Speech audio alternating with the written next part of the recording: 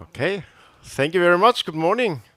I was asked to do a master class, so no talk with slides.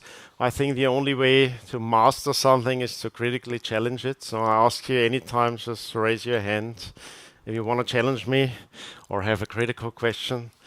And as long as you don't do that, I'll just start critically challenging myself.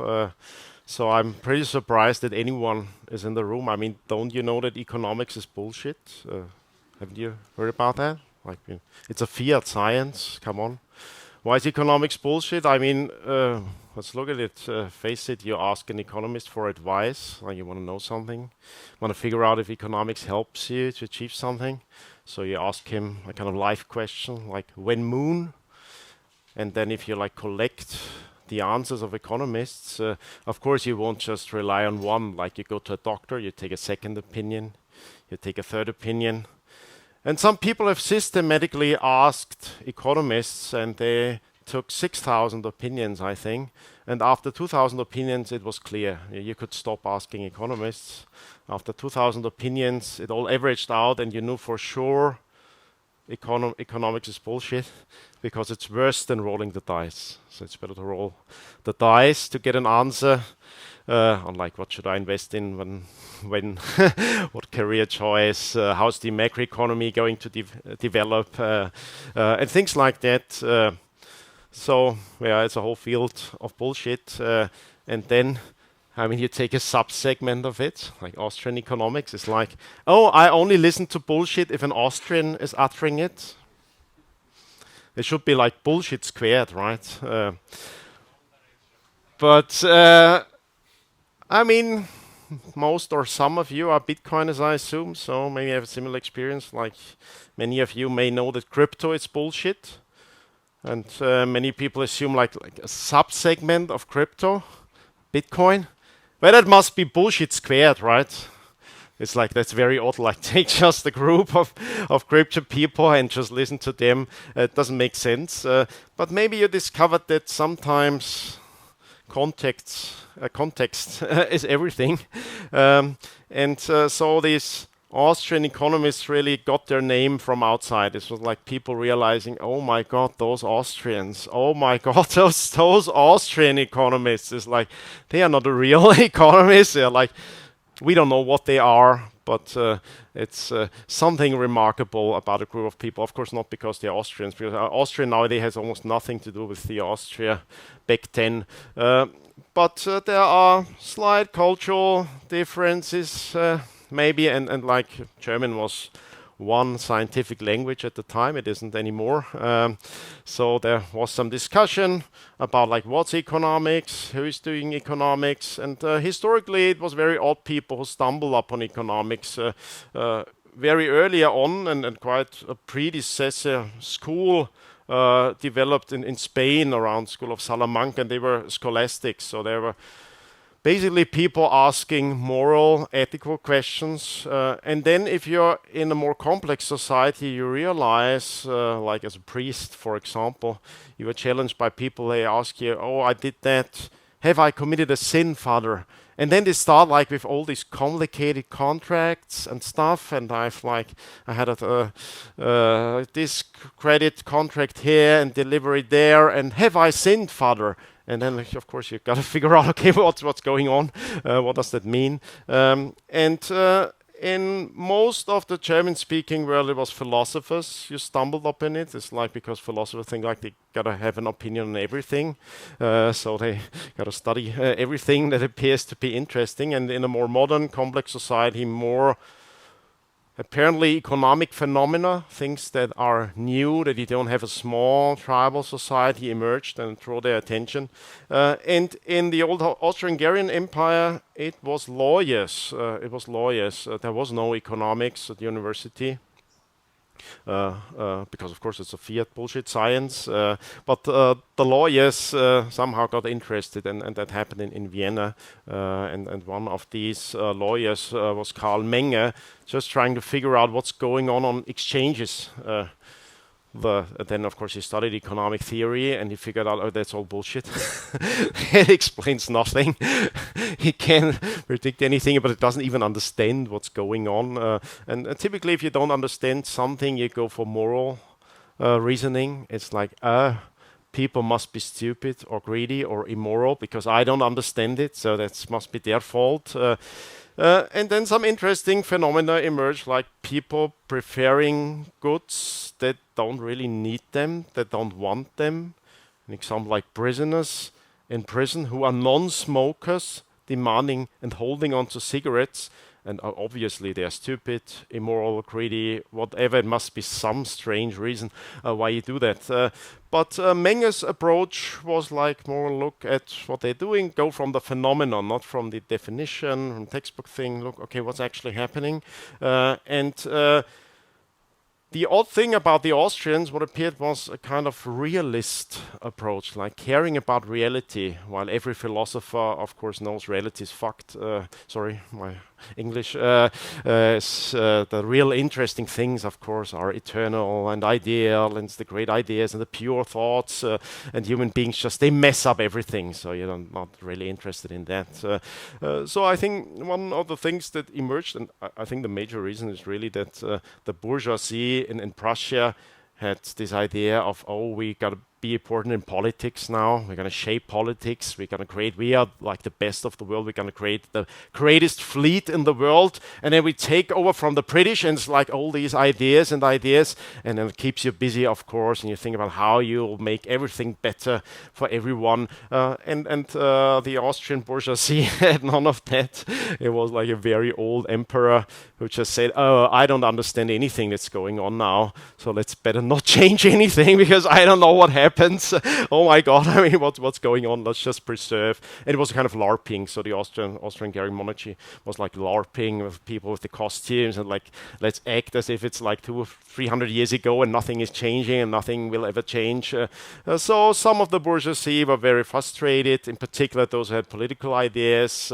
But some had to focus their energies elsewhere, and it was like culture, enterprise, science, and that was quite, I think, correlated to the flourishing of culture and science at Vienna and the other centers, Prague, Budapest, the other centers of the Austrian-Hungarian monarchy, which became like world-leading cities for science and culture. And in many places, there you have leisure, you get more wealthy, you have time to think about ideas. And if it's like wrong incentives to think about like bullshit ideas about how you're gonna fix everything, but you're not allowed to fix anything, then you try to figure out, okay, what's going on. And that's, I think, what Menger did. But he had some stupid hopes as well. He thought like, well, maybe if you influence like the guys in power, they'll do something.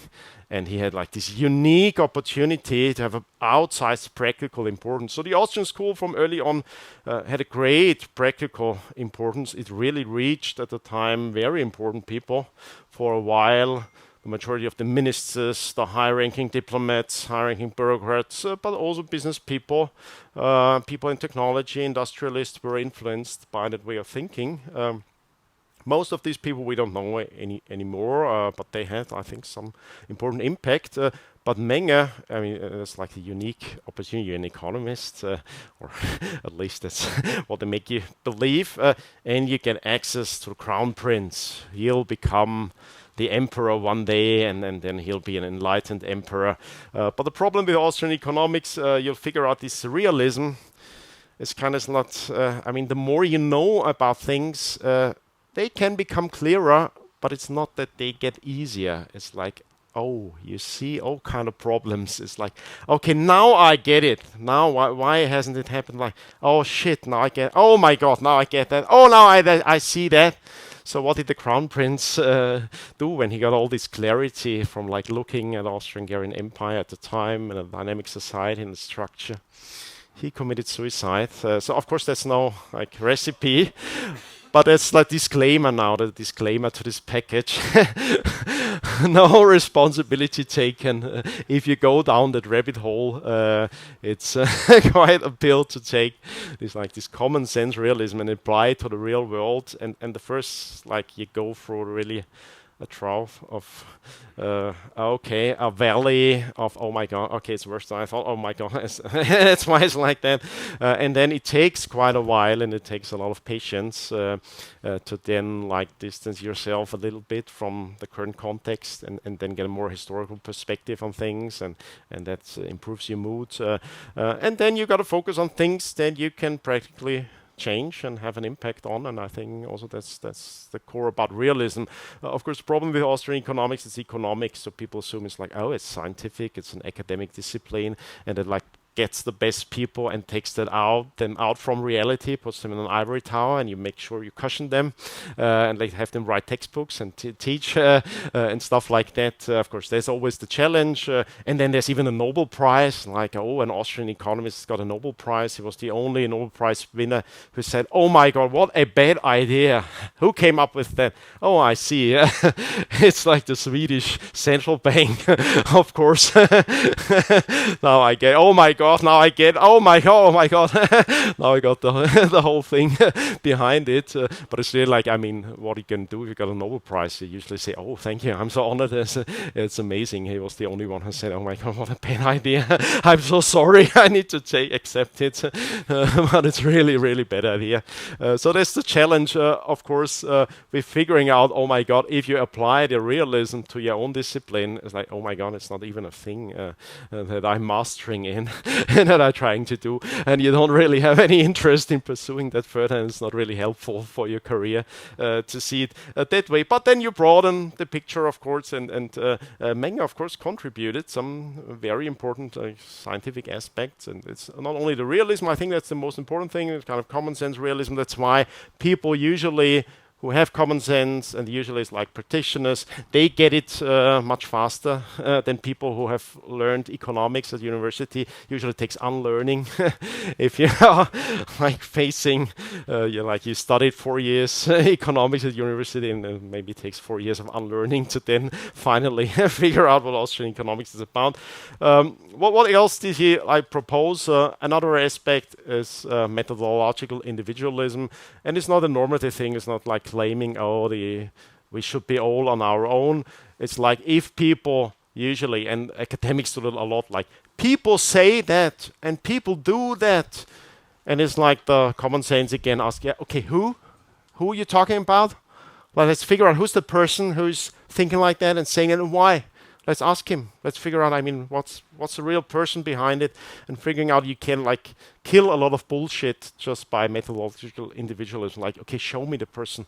Let's go together. Let's figure out where's his action coming from. Because we can do that, we are human beings. We can talk to each other, and we have a background as human beings. Another aspect he came up with is marginalism. That sounds very odd, academic. It just means we are more interested in change.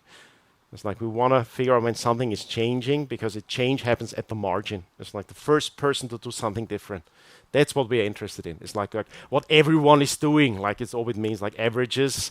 And if you say like everyone does that, usually means you don't see, of course, the change, and that's the really important thing. And that's, of course, explains why most academic economics just ignores the most interesting phenomena. Is they're particularly weak in monetary theory, in entrepreneurial theory, in capital theory, and that like indirectly lend academic credibility to the Austrian school. It's like just by focusing on the interesting things and there's a vacuum, it was like now there's even academic credibility, like Austrian economists get cited in capital theory and entrepreneurial theory and monetary theory, and they may even get Nobel Prizes, like if they're in the field, but it's totally different approaches. Like just the surprising aspect that so much of academic economics is not about dynamic complex phenomena that are new, that are not in the textbooks yet, because it's like the first people who change the pattern of acting. Then another approach was subjectivism, and of course the term is misleading. It's like, oh, everything is subjective. That's bullshit. Again, it's a very common bullshit pattern. It just means, I don't know, I don't care. Subjectivism means no, it's not everything. It's subjective. Subjective is we know that we act because it's something in our mind. So in order to understand what people did, we got to figure out, okay, what did they have in mind? What was their conception of the world? We can't just look from the outside. And that's a fourth aspect. We know that there is something unique in, of course, we move like any other moving thing in the world, and we move from here to there. But if we were like particles, the things that the natural sciences, physics describes is always be, okay, I like this particle in front, he just moved over there, and you figure out, okay, what pushed him or what pulled him. And if you don't know, it's like erratic behavior. Oh, let's just do statistics, let's do econometrics, let's average it all out. And of course, everything interesting gets averaged out. And you only have statistical behavior of like particles acting. Sometimes it works out very well. If I would like shout fire now, you'd all behave like particles. Probably not, hopefully not. But if you were stupid and you say, okay, he's saying fire, he's the authority up front, so he's the expert advice, let's go for the door, everyone, you'd behave like particles. And then physicists would be great at describing that. I was originally a physicist. That's fairly simple cellular automata behavior. We can predict all the kind of fluidity patterns that emerge there. But usually we're not like that. So me moving over there, I usually have a reason. Like I just want to give you a stupid example or easy example of behavior that's actually action. And that's the approach of Ludwig von Mises.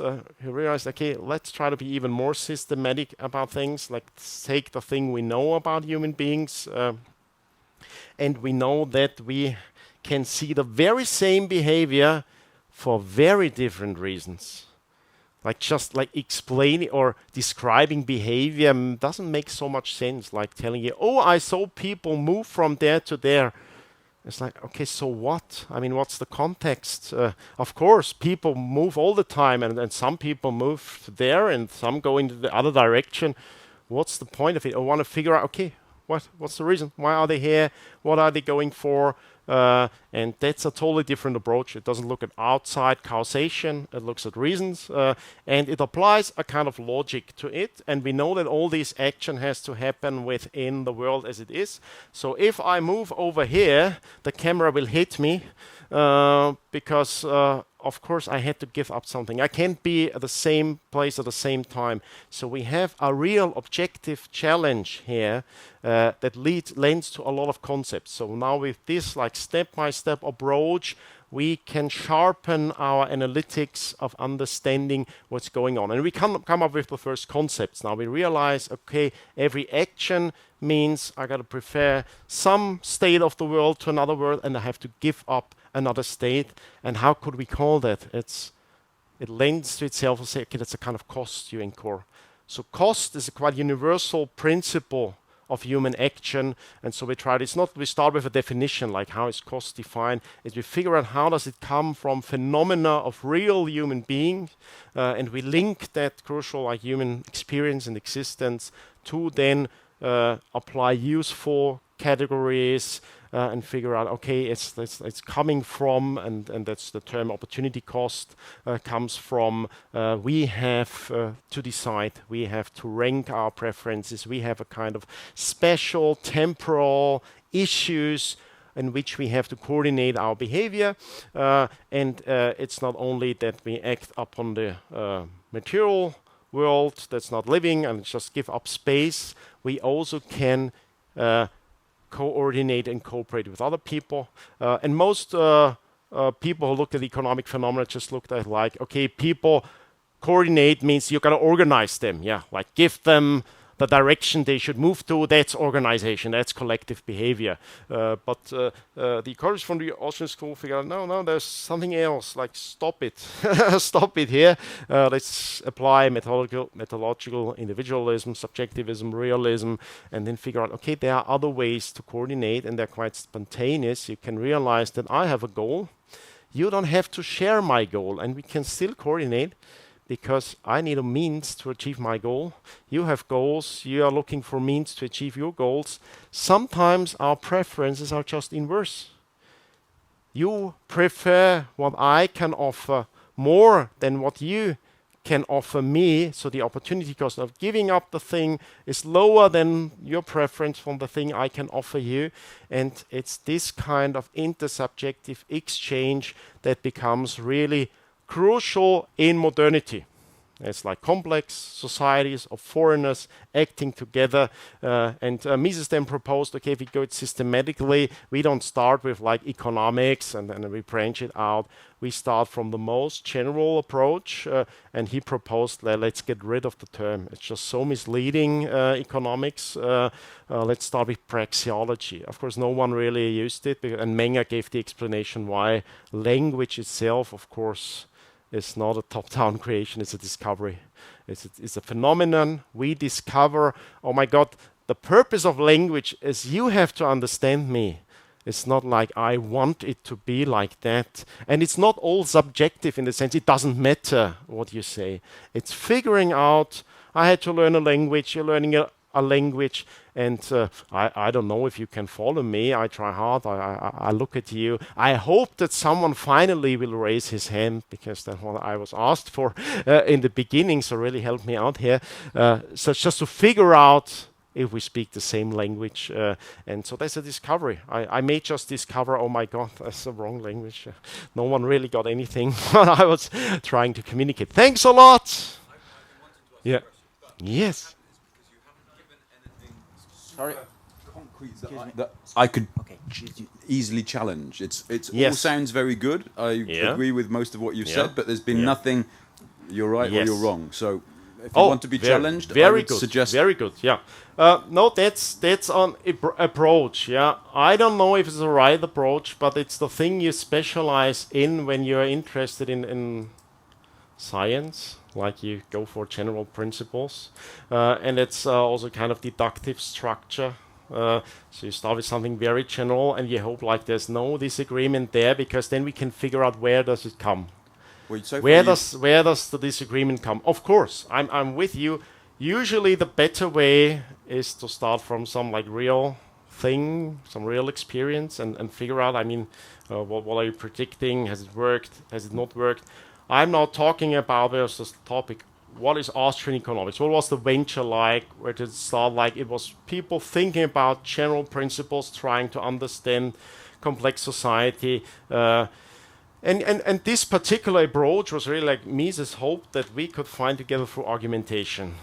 So, of course, I'm not presupposing anything where you can immediately challenge. It's like, I got you. It's like, because like, let's assume that, I got you.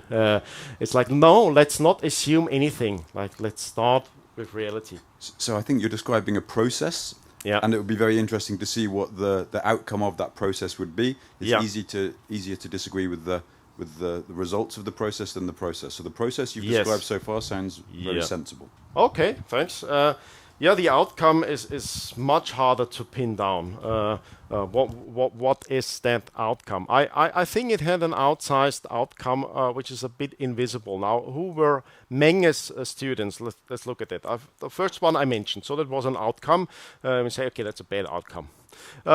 His other two favorite students were Felix Somari, on the one hand, and what advice did Menger give to his two favorite students? Don't stay in academia. Don't become professors. Don't do Austrian economics science. So Felix Somari went into banking.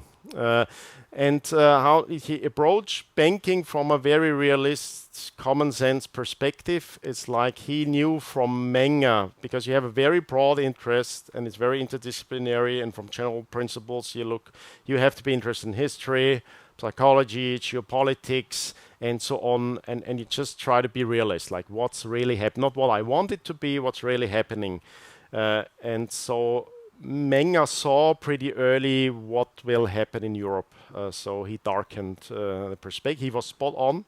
So he managed, with the help of this method, he managed to like see trends earlier than others. And for Felix Somari, that was the insight. Say, okay, oh my God, I see that in that kind of situation, payment rails and protecting capital will be of outsized importance. I got to look for neutral places and neutral forms of money. So he started private banking in Switzerland as an insight. So that's like something you do with your expertise. You try to figure out, okay, where does it lead you to? Was he right? Yeah, he was absolutely right. He was spot on. in a way, he was a bit too conservative sometimes. So other than like Swiss private banking, it was gold as the neutral asset that wouldn't be inflated away by all the national governments going for warfare. That also worked out at the time. Of course, you can always like have better investment strategy, go directly for the military-industrial complex and like take all the inflation gains with you, like Hugo Stinnes and other more successful industrialists did at the time. But I said it's one potential influence where you could go for. Then the second favorite student of Meng was Richard Schüller, who went for diplomacy. And diplomacy is the thing, as he realized, okay, forget about politics, because politics in an age of the printing press and attention, usually, I mean, you have no way. Once like people are eager for war, forget about it. You have to follow them. So he realized like diplomacy is behind the curtains. It's not knowing you is the best strategy. Try to bring people together behind the curtains. And I think he had an outsized impact on like bringing back together cooperation after the First and then after the Second World War. A lot of things happened in the background. Even Mises was very active in the background in like bringing about an independent small German Austria after the war. That was not at all clear, like what do you do with the Nazi empire afterwards, and so a lot like behind the curtains, making the case like for smaller structures and things like that. So those are concrete, but it's not something that's predicted by the Austrian school. I think it has quite a showing of very interesting people that were inspired by that school. And of course, the only reason I'm speaking here, it is in the 90s when I learned about the Austrian school, and I only learned about it because I was so surprised that I hadn't learned about it in Austria. So of course that draws your attention. I've grown up in Austria, you studied economics. It's like, okay, that's very odd. And then in the 90s, the overlap was evident between the cypherpunks and interest in Austrian economics. Of course, not every cypherpunk was into Austrian economics, not everyone into Austrian economics was into cypherpunk stuff, but there was a sizable overlap. And the book, The Sovereign Individual, came out in 97, I think. Of course, was very bullish on Austrian economics, but also a book that predicted like cryptographic cyber money was what they said in 79 would be crucial in the transformation of the world that's going to happen. I mean, that's like a great insight, and of course, so that the early roots of Bitcoin are fairly close, and I also got to learn about Bitcoin that early only due to the interest in Austrian economics and all those thinkers that came before. I think the economist that came closest in predicting Bitcoin was Hayek. And the Sovereign Individual, the writers of the book, didn't even know that. They didn't even have his quote, and they figured out on their own that, okay, you got to read Hayek and the tradition because there's something into it. And Hayek did something very unusual. He was wrong, but he did something unusual for an economist. Like he wrote his famous paper, meant to be like the academic economic pedigree of Bitcoin, the denationalization of money. It's mainly wrong, but for a very good reason, because he did something. He said, okay, I got to think, if I was an entrepreneur, how would I do it? What kind of money, how would I go about the money problem? What's the problem there? And then he proposed something fairly practical. It was like a commodity-pegged stable coin. He didn't have the word at the time, so it was quite prophetic in seeing like that appeal and potential and way. It was the wrong thing for the problem he tried to address, but still I think that's a great reason to be wrong. So is there something concrete you can get out of it? Yeah, I think that this tradition is really worthwhile to be kept alive. For me, the reference frame is the Mises Circle in Vienna. That was something that happened outside of university. And Mises didn't even get a full professorship in his whole career. He's, I think, the most important Austrian economist scientifically. But what he did in the Mises Circle, his day job was working for a chamber of commerce. as a kind of lobbyist thing or analyst stuff. And then he just used the nice premises and he invited interesting people. And the interesting thing, he didn't invite that many economists. He invited the brightest people of various disciplines. Like you get all the various disciplines in political science, and psychology, epistemology, and so on. And he invited practitioners, like entrepreneurs, bankers, people into arts and culture and stuff like that. And then it's like bright people from an interdisciplinary approach try to understand a society that's failing. Like something is, everyone sees it, there's a problem, there's a challenge. It's a geopolitically very uncertain situation. You don't know what's going to happen. You feel that there's change in the air and you want to figure out what's going on. And the concrete thing is very odd now. You would expect, okay, what did they come up with? Like, what's the recipe? They went all the opposite way. They realized, okay, it's basically about epistemology, like the most boring philosophical topic you can come up with. I mean, isn't that crazy?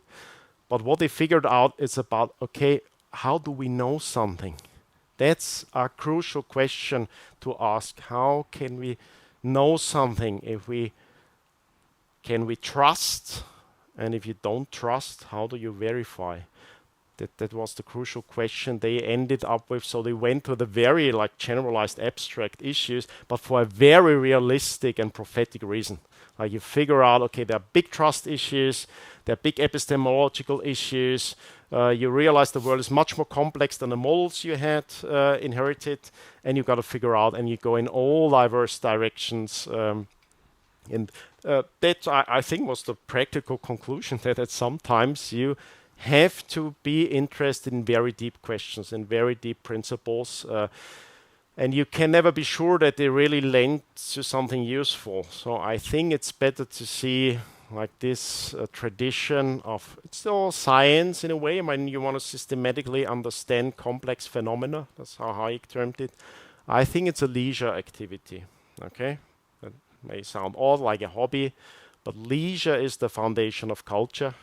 It's like you have the wealth, sometimes it's the fuck you money, again, excuse my French, to take the time and like everyone is hurrying up and being uncertain. It's like, oh my God, we got to do something. Like Third World War is happening. Are you ready? What's your plan B? But sometimes, I mean, if you are really have the leisure to say, okay, I got to step back. Okay, I didn't see that coming that way. What's wrong with my mental model, or like what's really happening? And it can be a very unusual advice. So sometimes it's good to just step back and take use of the leisure. Of course, a lot of it will be consumption. You're just wasting your time. But I think it's a very entertaining way to waste your time, to have an interest in deep problems and deep issues. I enjoy it. I like it. I don't know. I have so much to show for it, but I think, yeah, there are much worse hobbies to pursue than that. And I know for many people, I know from myself, you can predict in advance how it will be useful in the end, because of course being practical in the world is very context dependent. It depends on your experience, your skills, your place, a lot of choices you take. So you can't know in advance what's your role to play. And the role of some people will be outsized in history, and we don't know whom. And some maybe like we don't even still know who was it. I think that's great if a tradition of like deep thinking can lead to practical insights, but it's not something that you can like everyone can draw the same conclusion. Say, okay, what's the recipe? Given like the 3 points, like well, what am I supposed to do? So I always try to bring down people first. Don't expect too much from trying to understand things and go about in a disciplined way understanding things. For a while, it may seem or make things seem more like complicated than you thought, and it may seem like your understanding goes down. Actually, it's like, oh no, now I know how much I don't know. But it's much better than this approach like, oh, I've looked at Bitcoin, of course you got to fix it like that and like that, so I've got it figured all out. I realized for myself that Austrian economics practically didn't help me in understanding Bitcoin. It hindered it a lot, because of course you're always like it boils down into you have definitions and mindsets, and something very new emerges. But in hindsight, of course, it was the curiosity that comes from, okay, there's a mismatch that kept me like going for it and still trying to understand it. And I think the natural, you shouldn't trust yourself if you get it immediately, because it's, and that was Menger's insight. Important institutions are discoveries. We discover them. It's not we consciously know it and we shape it. We experience, we have a need, it's a tool for our needs, and we discover that we have to figure that out. Thanks a lot. Yeah, I don't know if this is a silly question or not. If it is, I apologize. But could you just explain in maybe 3, 4, 5 sentences what Austrian economics is and why you think it's important? No, it's very different things, but I try my best. So I think its main importance, it used to be an approach to the world that was interdisciplinary and realist, and a no bullshit common sense approach to complex phenomena, and realizing that there are complex phenomena, and it's about a humbling approach. Like, okay, wait a minute, is a class of phenomena in the world that are complex, that sometimes we are lucky, we can understand the patterns because they were important for our survival. Sometimes we are not that lucky. We got to figure it out because it's something new. Okay, so it's a tradition that I think there was a reason that in many sciences there was a flourishing at the time in Central Europe, and it was one part of it is the social sciences, but you can't even separate it. Now Hayek told the worst economist you can find is the one who's only an economist. Then forget about it, because I mean, if you're interested in reality, you have to be interested in technology, you have to be interested in history and real people. So I think that's the tradition. It's hard to pin down, like, I think it's approach. It's just a mindset to understanding social phenomena, and that I think is worth preserving. I think it had a great impact on the world. It has survived for different reasons. It has survived because that different approach led to different conclusions and different predictions, and it led to different political interests that found that, because there was a big tendency at the time, and it's still there, but it's not factual now, it's ideological, but there was a big factual tendency towards centralization, because the nation state as a war machine controlling money in particular was such a successful institution that almost everyone fell for it. It's like, it's factual, it's empirical, it's theoretical, and it's deterministic. It's how history is supposed to be. And there was only these like Austrians who like out of the box kind of thing, try to understand it first before you judge it, that preserved some of the oldest trends that I think are really more authentically European, in like realizing, because most people didn't realize consciously how important decentralized structures and networks were for European flourishing, because it's really hard to figure out, and money, of course, no one understands at its time. That's why the money frauds and scams are always working, or seem to be always working. It's so difficult to figure out. You have delays in like cause and effect, and it's very hidden, and so that's one of the reasons. Then the Austrian schools seem to be, to, in particular, entrepreneurs to be the only economists that make sense. And it happened in the US. It was like after the World War, in the US there was the same tendency, fascism, I'd call it. It's the Roosevelt program is basically American fascism, and it's very similar to Italian fascism. It's just got a bad word afterwards because Stalin then claimed like fascism is the same thing as National Socialism, and it's Holocaust. So that was just, of course, a political play. But that's in the US. Entrepreneurs discovered, hey, okay, there are a few like very odd economists with a German accent or Austrian accent, very old guys. But they make sense. That's very odd.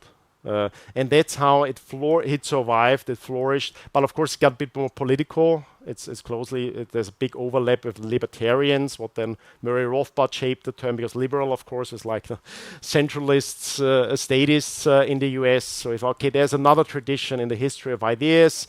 They are the more decentralized, human individual sovereignty, responsibility kind of approach, and that's how it survived. Okay, that's not originally what I think is the value of the tradition, but I'm very thankful for those Americans figuring out that it made sense, because otherwise it would have died out. It would just be in the history books, and there's an ongoing continuity through that. So sorry it was not 4 words, but I hope that makes it made sense. You want to go first?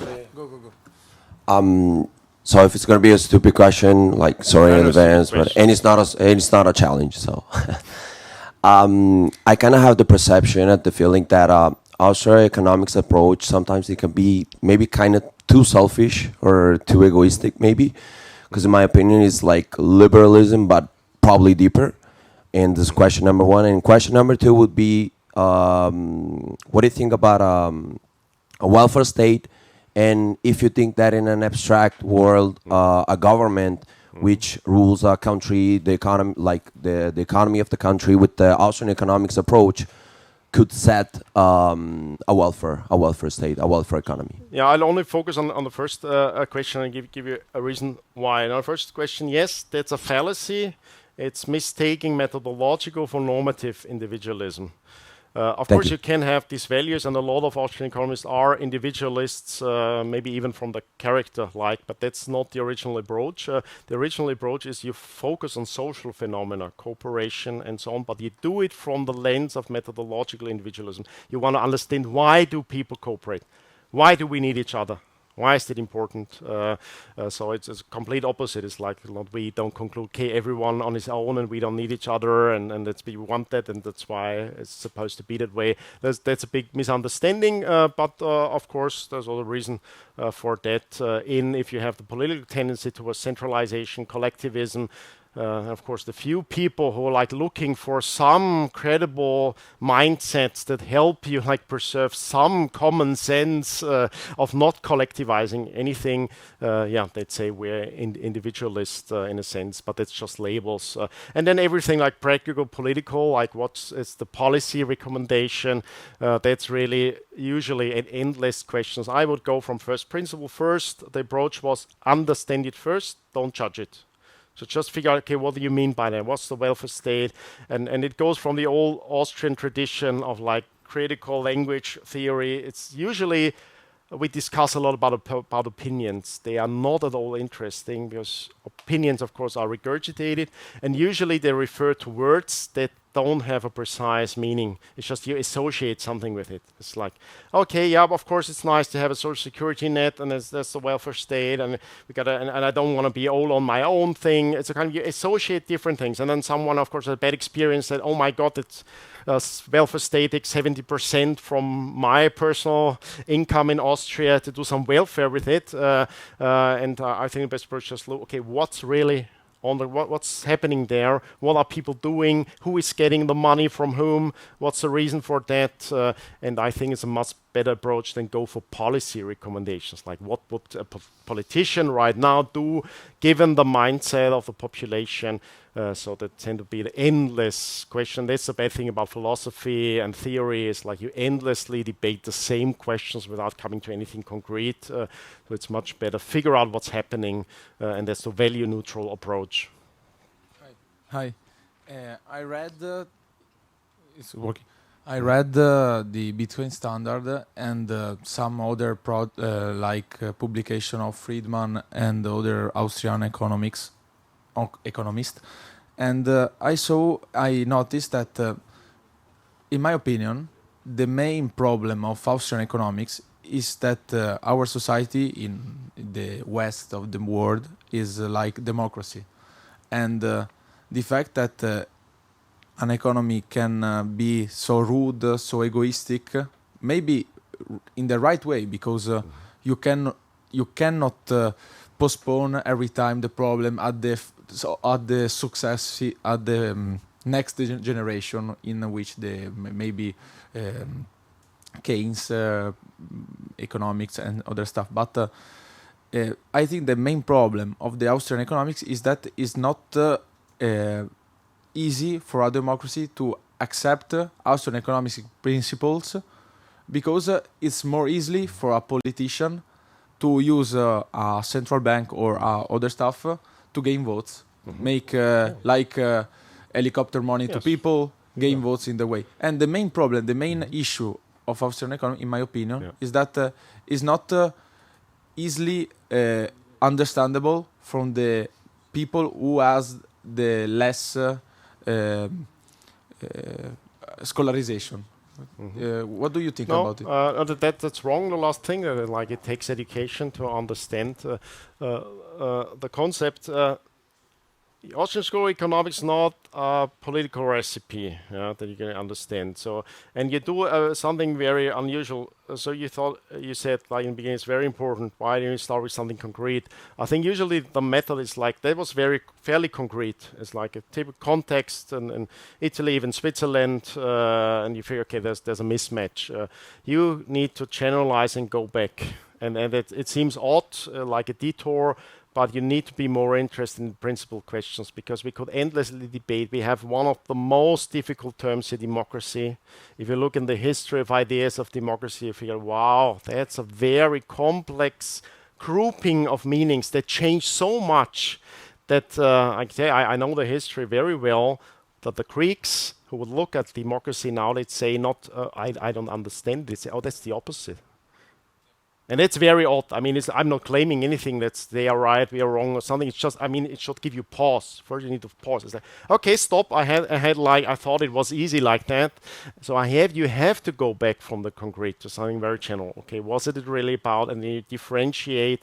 And it's a lot of things you group together. But the great insight of yours, and I think it's a common sense insight, is this realism. It's like, okay, and that's of course a bad application of Austrian economics with the utopianism. It's like, oh, I figured it all out, so let's just convince or that's not how change happens. It never happens like that. Usually it's minorities, they change their behavior and it works, and other people are copying it, are learning from it. That's how change happens. It's not, oh, we gotta convince 51%, so we have to educate them because they're too stupid, they're not getting it. And when we convinced with orange pill 51%, then it's like we gotta institute top-down Bitcoin as the only true and real money.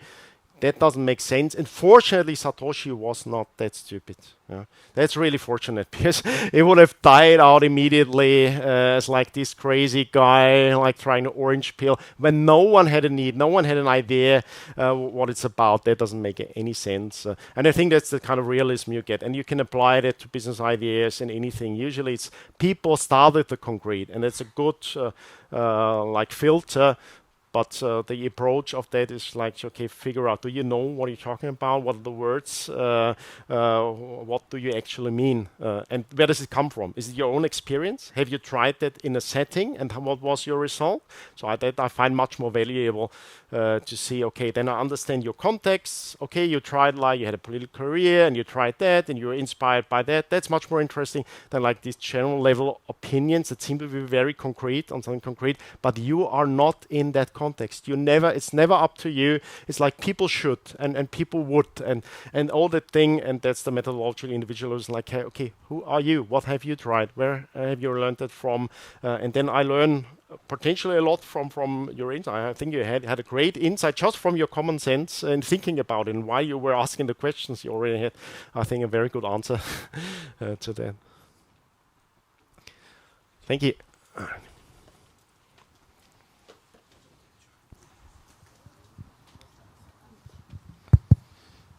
So it seems that what you're saying is Austrian economics is almost an emergent phenomenon from the bottom up, but from the view of the collective, right? And what you said was almost like an entrepreneur, because we're seeing it from an individual perspective, almost like a market. And hence, a central authority, when you said a politician cannot really gauge the mood or the sense of the collective. So my question is, how does Austrian economics fit with, and especially with Bitcoin, also fit with government? Because at some point, you need to find that middle ground between getting that cooperation, but also incentivizing the individual to come up with ideas. So how does, if you have any suggestions on any books or reading, but also spend some time on the government of people from an Austrian economics point of view? Yeah, I think the common sense approach is like, if I say, okay, I want to govern you now, it means I want to decide for you.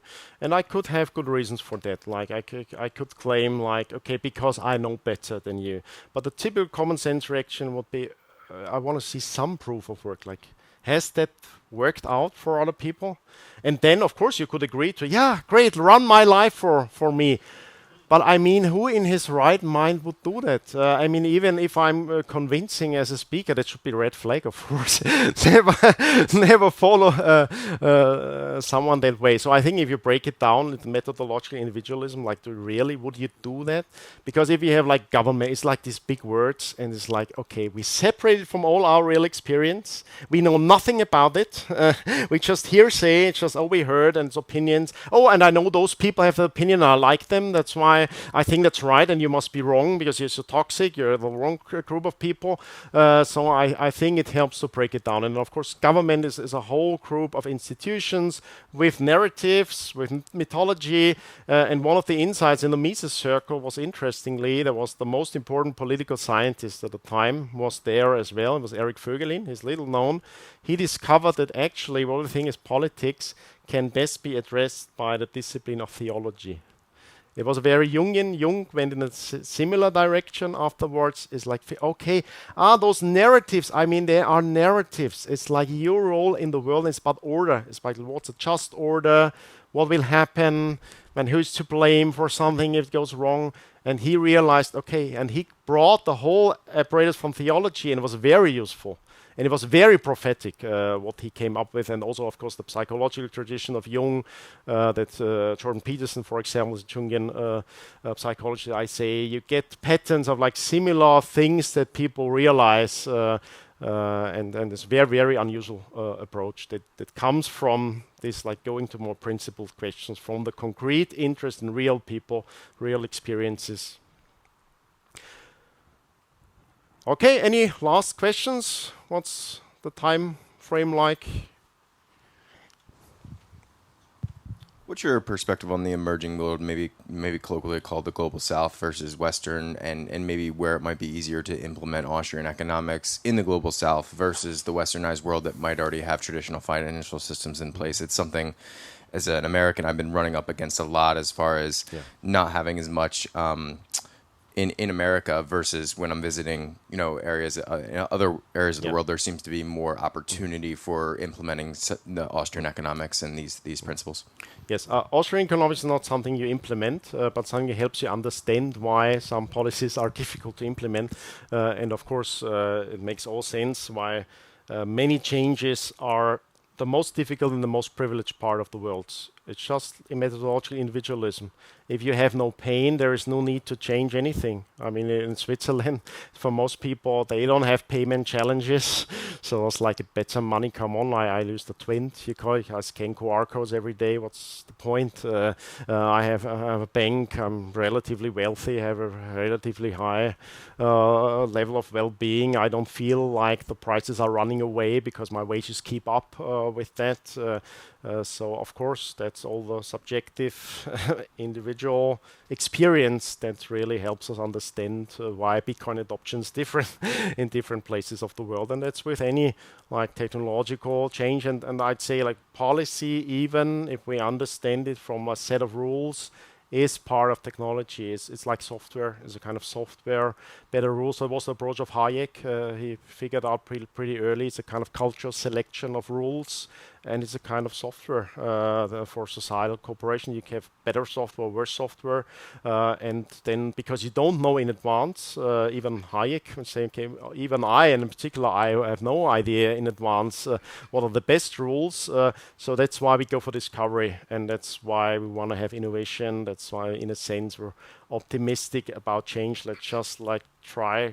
People come up with new ideas and tools, and let's hope that some place of the world people can try it out and figure out if it's working or not, because that's the best kind of proof you can have something really working.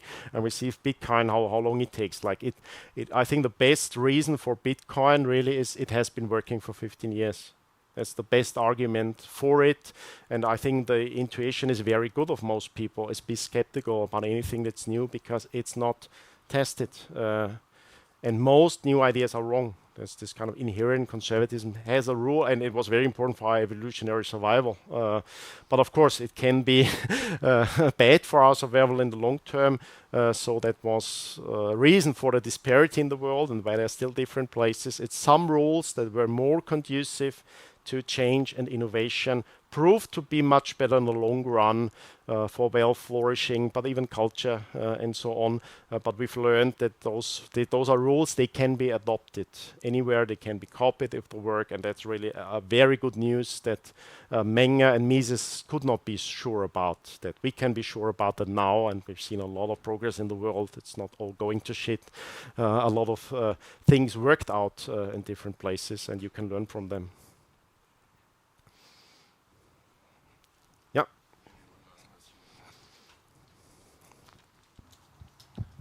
I heard an interesting thought from Jason Lowry. He said, you cannot govern people if they don't follow your ideology. So, and what's the point? I think Bitcoin is also an ideology, and people start to think in another way than before in the government system. Do you think that there's a truth in it? So do you think ideologies run the systems? Like we believe democratics as it is work, and it's an ideology, and now we have a different ideology with Bitcoin. Do you think that this is a point? No, I think it's overrated. So I have to admit I'm a Marxist in that sense. So what does it mean? Like is like the question: is it really like just the narratives, the ideology, or is it interests? And I think mostly it's you first see an interest and then you pick an ideology and you see it's a fit for you. So a lot of like the political ideologies is like you fit a narrative and identity that seems a fit for your interests. And yeah, interests are different. They're conflicting. That's like a bad thing to realize.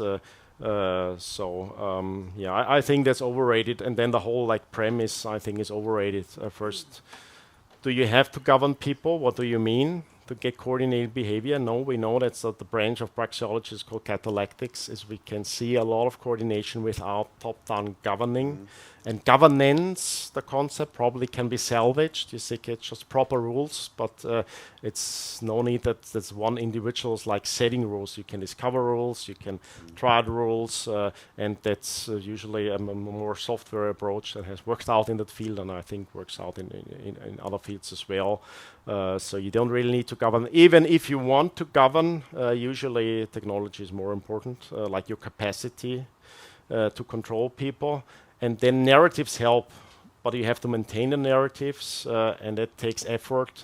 So of course, it's not the modern state did not start with education, like getting the people, but it brought about mass education afterwards because they had the resources. Once you start concentrating resources, of course you figure out, okay, the stronger I'm on the narrative, the less I need on the weapon side.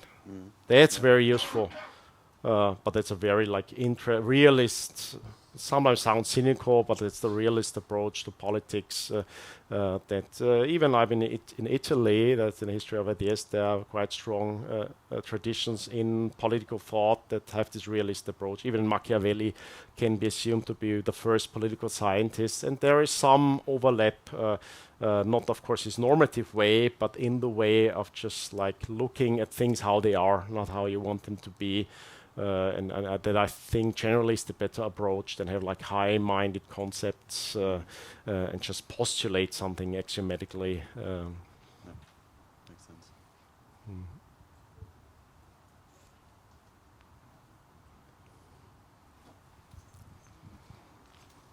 Thanks. Rahim, I have a question. What as we common people can ask non-Austrian economics, or what challenging, simple question can we ask non-Austrian economics? Yeah, I mean, first I apply the kind of realism to economics as a discipline, and then I figure out, okay, what's your job? Actually, what do you do? What's your real job for? And then, of course, most economists are working for central banks, commercial banks, interest groups, or universities. But there must be a reason that the highest number of economists ever having a job was in the Soviet Union. What do you ask those economists? Is it really, would you discuss epistemology with them? Do you think that's the issue? I'd say no, I got to figure out do you have a salary while other people are starving? What's your role? What's your function? What do you actually do? What do you provide? Okay, and that's, I think, a terrible challenge. Usually, yes. We're very good at rationalizing what we're doing. Of course, the economists didn't make the Soviet Union more efficient or were interested in understanding economics better. It's a kind of clergy. As a clergy function. And a lot of it, and we've seen it with academic economics, it's a very new discipline, and I said before, it's not a conspiracy theory that there's an interest in having a scientific discipline, because science, due to the success of the natural sciences, and I know I'm a physicist originally, that's like something impressive. When I say I'm a nuclear scientist, it's like most people would say, wow, it's like this white, how do you call it, the white suit effect, or like the art doctor effect kind of thing, because they're the awe of that success. And lots of disciplines, of course, try to get that, and it's kind of physics envy. And then you got to figure out, okay, I have an interest. Can you make it look scientific? And they say, you got a job here. That's perfect. And if you have, I mean, of course, some are private scammers that use that. The whole like investment newsletter analyst thing. Sorry if I'm not harm anyway. Just be realist about it. I mean, what do you actually do? What's the value you provide? Where does it come from? And with academia, usually is like kind of legitimized scams that have a very Ponzi scheme-like structure in nourishing it. And you're going to be realist about that. So that kind of challenge, of course, they assume be very toxic challenges. But I mean, you can do it in a friendly way. I'm friendly. But then the longer you're talking with someone, you say, oh my God, he's really toxic. But then, I mean, you get to it. I can usually bring it down again and say, okay, he's a good guy, but something very odd. Something very odd. So yeah, I don't think it makes sense to really discuss the epistemology and then some assumptions, why they don't work in that case. How do you calculate inflation rates? Calculating them. You pick arbitrary measures. Okay, why do you always pick the ones that lead to underreporting in the long term? Oh no, we are not doing that. Empirically, that's exactly what happens. We were not aware of that. Could there be like, it'll be much better to get that kind of results, and it'll be much more useful for the people who need that kind of scientific expertise. And you can look at it almost like unemployment predictions. If you just look at it, use econometrics, just apply econometrics to econometrics, and it's just really a common sense. I mean, you're saying that's the right method. Let's apply it to what you're doing, and then, I mean, it should be evident, and usually they have their mouth open with, oh my God. It's really a bad track record there. I mean, and the graphs are amazing, like all the predictions and reality is always like, got nothing to do with all the scientific analysis and research and what have you not. And of course, the easy answer is, they're stupid, they're uneducated. They have some of the brightest people. And macroeconomists usually are very bright people, very intelligent people. And the best of them usually work for central banks. So the most intelligent economists I know usually are in central banks. And it's amazing to discuss with them. So I have great fun talking to central bankers. They are really intelligent people. But it's interests. Okay, any last concluding things? Okay, that's great because time is up. Good timing. Thanks a lot for your interest. Thank you.